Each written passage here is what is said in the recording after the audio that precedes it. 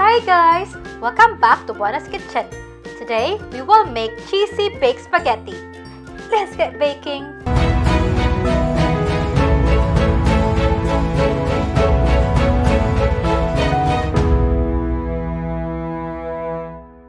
We will need 250 grams of spaghetti, 250 grams of tomato sauce, 500 grams of minced beef, cooking oil, 2 cups of grated mozzarella cheese, 2 tablespoons of tomato puree, 1 medium onion diced, 4 cloves of garlic minced, 1 cup of grated cheddar cheese, 1 teaspoon of white sugar, 1/2 teaspoon of chili flakes, this is optional, 1/2 teaspoon of garlic powder, 1/2 teaspoon of onion powder, and salt and pepper to taste.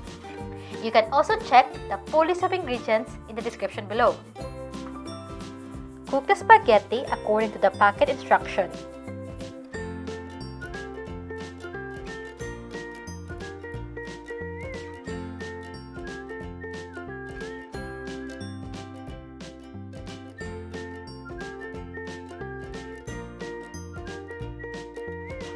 After cooking, rinse it with water and drain. In a pan over medium heat, heat a bit of oil.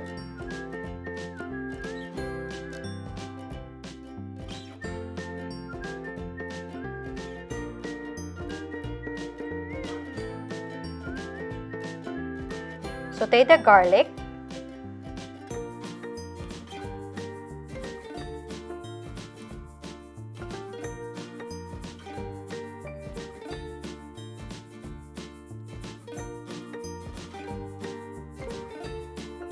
And the onion.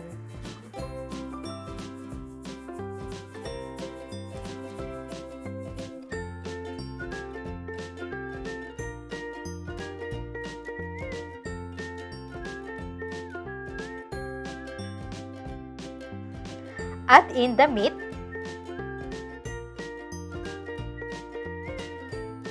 Stir it together.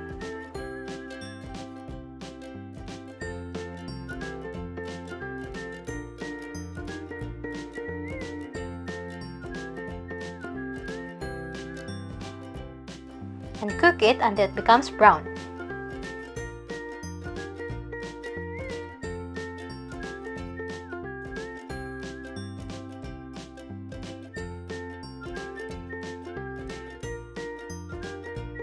Once it's already brown, add the tomato sauce,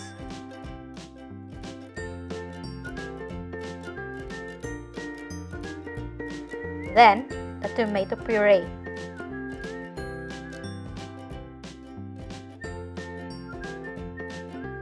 Continue stirring.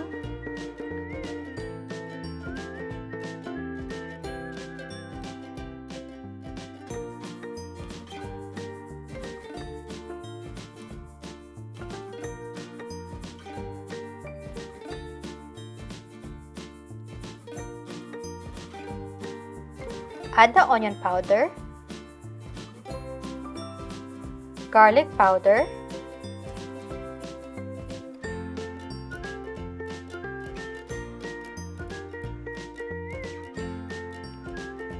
chili flakes, which is optional, then the white sugar, and mix them together.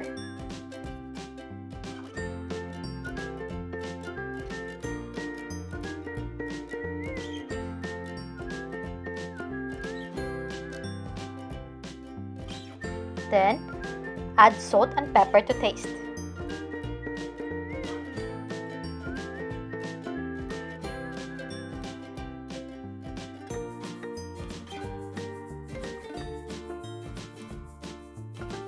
Let this simmer for about 5 minutes.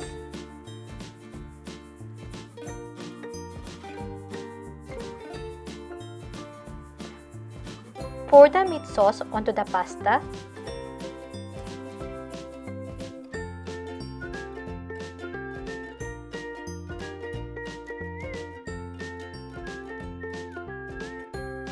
And then add in the grated cheddar cheese,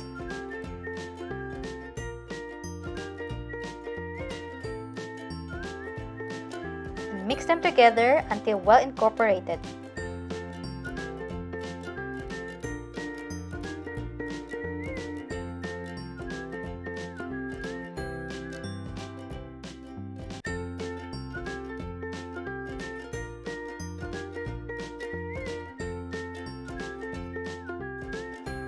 Pour the spaghetti in a baking dish.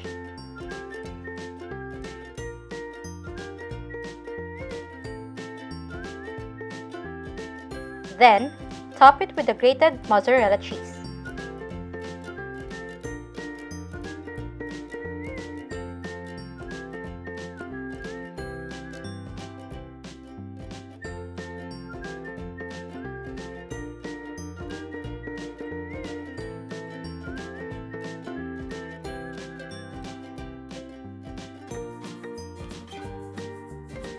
Cover it with aluminum foil.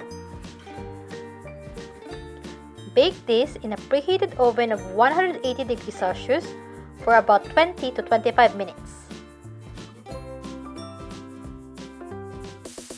And here's our finished product! This spaghetti is so delicious and cheesy. I hope you're going to try this recipe.